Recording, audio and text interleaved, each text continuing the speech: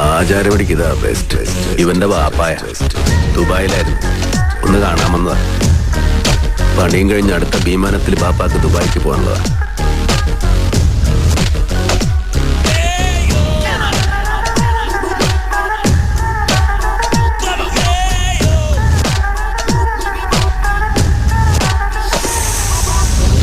കോളനിന്നല്ല, അവന്റെ ഉമ്മാന്റെ ഗർഭപാത്രത്തിനാണേലും പൊക്കിയിരിക്കും.